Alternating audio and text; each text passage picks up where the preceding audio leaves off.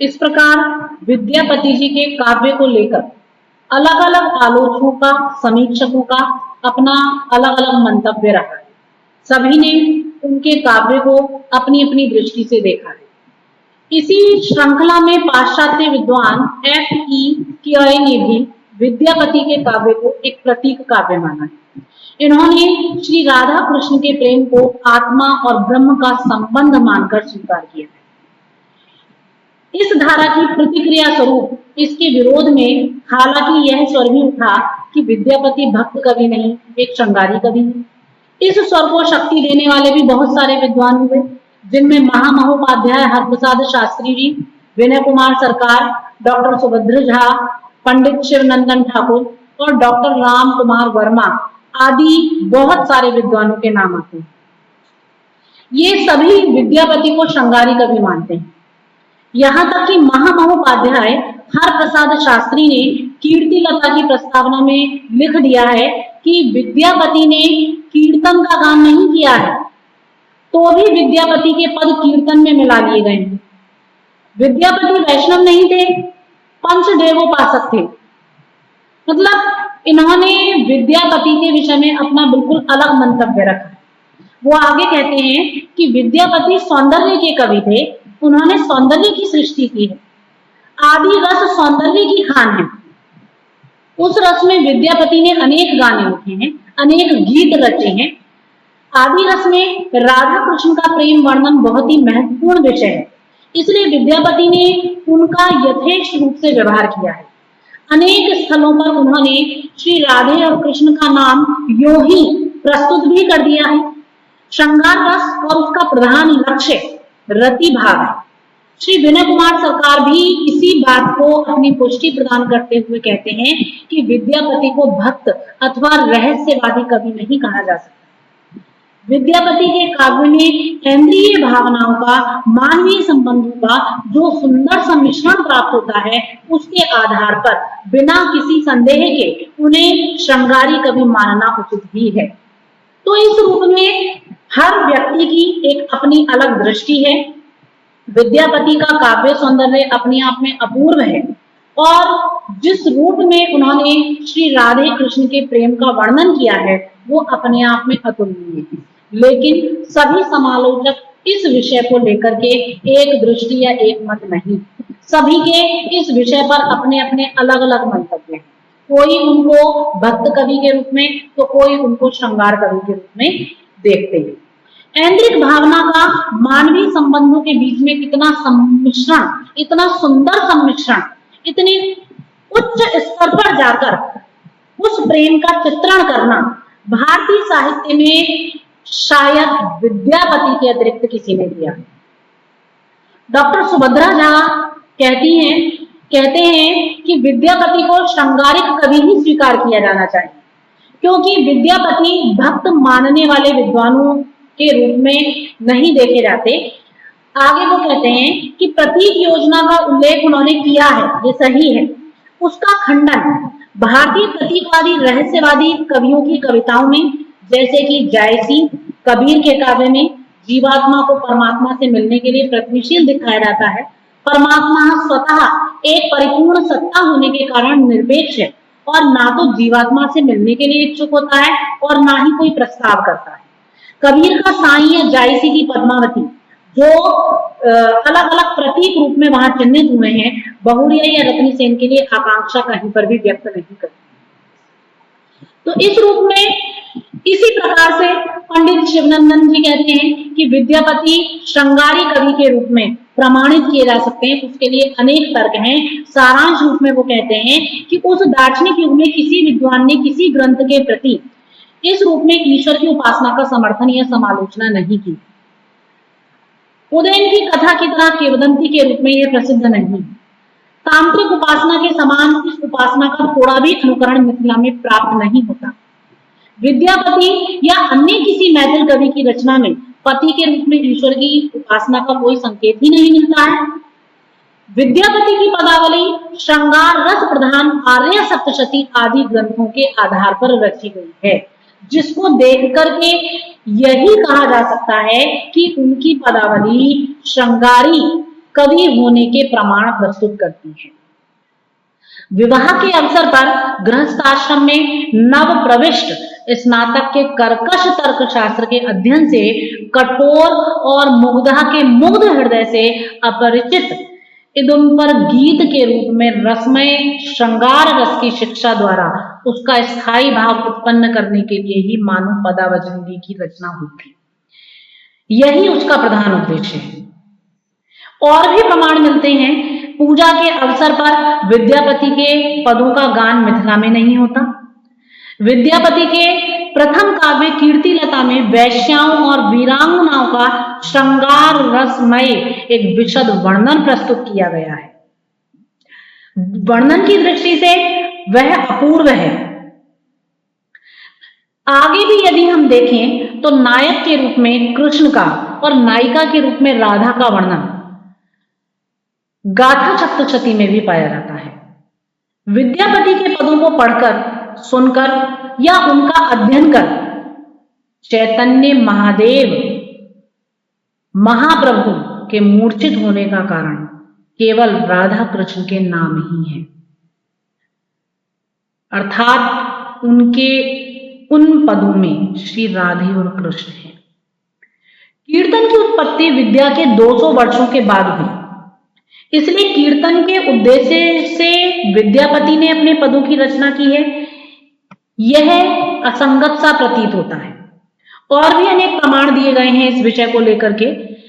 विद्यापति की मृत्यु के बाद सूफी मत की प्रौढ़ता प्राप्त होती है, अर्थात सूफी मत बहुत तेजी से वृद्धि को प्राप्त हुआ, उसका प्रचार प्रसार हुआ।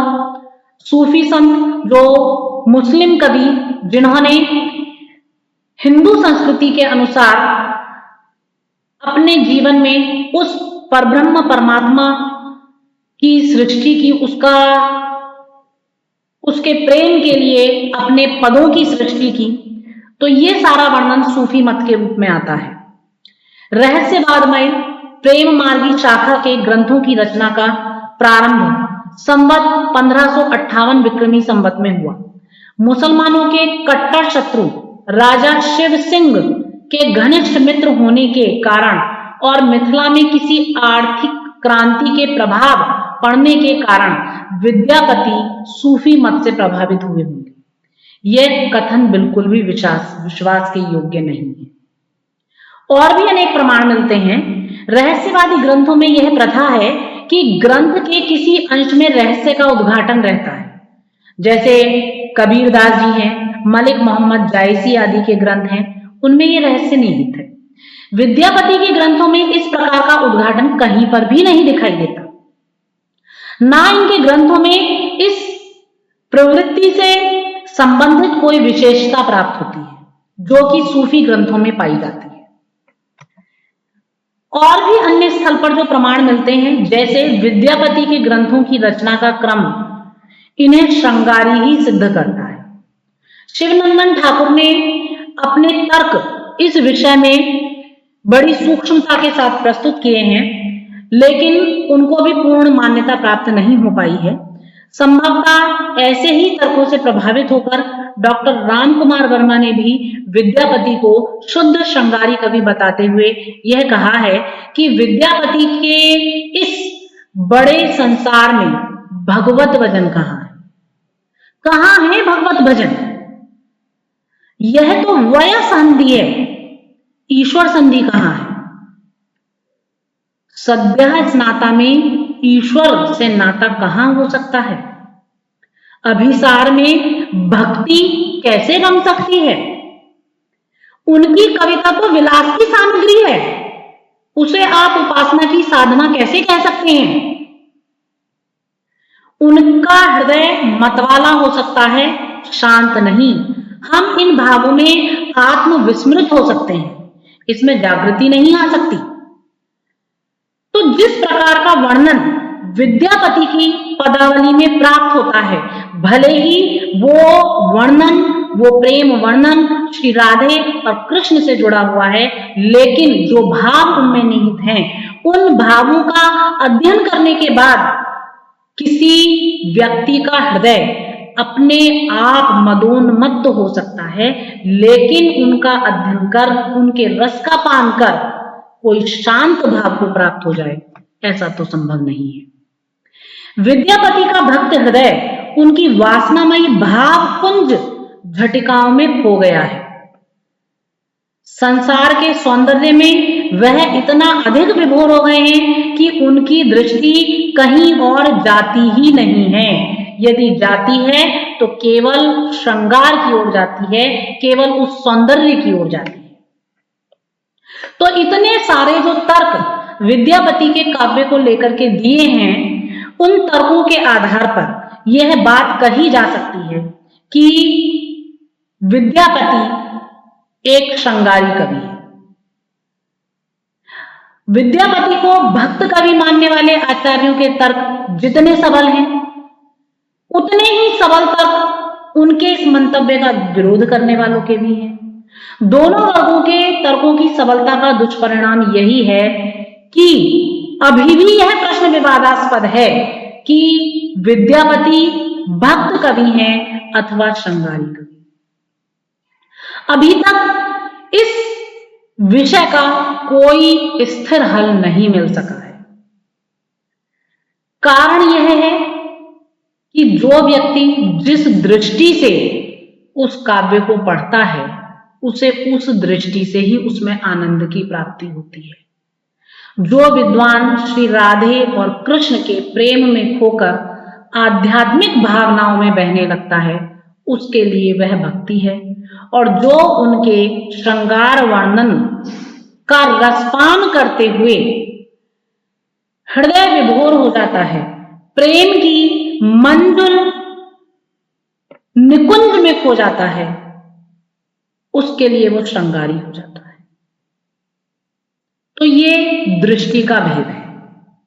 पर अधिकांश विद्वान अंततः इन्हें श्रृंगारी कवि ही मानते हैं, क्योंकि उपयुक्त दोनों वर्ग विद्यापति के काव्य को मुख्यतः आधार बनाकर अपने तर्कों को प्रस्तुत कर रहे हैं।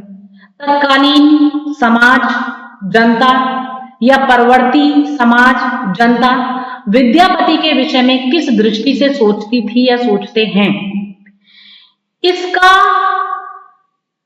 उक्त प्रमाण दे पाना संभव नहीं। दोनों वर्गों के विद्वानों में किसी ने भी यह विचार नहीं किया। यह दिशा अत्यधिक महत्वपूर्ण है और किसी कवि के समादर को जो हृदय से जानता है, उसके स्वरूप का मानदंड उसे स्वीकार कर लेना चाहिए, क्योंकि यह भी सत्य है कि हम हृदय से जिस दृष्टि से सम्मान देते हैं, उसके कथन में उस दृष्टि के अर्थ ढूंढ लेते हैं। ये सत्य है और व्यवहारिक भी है। यही कारण है कि अब तक विद्यापति के विषय में आलोचक एक मत नहीं हो पाए। जिसने उनको भक्ति के रूप में सम्मान प्रदान किया है, उन्हें उनके काव्य में भक्ति ही दिखाई देती है। श्रृंगार भी भक्ति बन जाता है। और जिन्हें उनके काव्य में विशुद्ध श्रृंगार दिखाई देता है, उनके लिए वह आध्यात्मिक प्रेम भी रति बन जाता है। तो विद्यापति के विषय में जो भी किंवदंतियां प्रचलित हुई हैं और जितना भी उनके आलोचकों, समालोचकों और विद्वानों के द्वारा किए गए अध्ययनों पर अध्ययन किया गया है, उन सबसे स्पष्ट होता है कि समाज में विद्यापति को जो आदर सत्कार मिला है, वह एक भक्त कवि के रूप में मिला है, श्रृंगारी कवि के रूप में नहीं मिला। क्योंकि भक्त प्रवर तुलसीदास, सूरदास के विषय में भी ऐसी ही किंवदंतियां प्रचलित रही हैं। किसी भी श्रृंगारी कवि के विषय में अभी तक ऐसी किंवदंतियां सुनने में ही नहीं आई।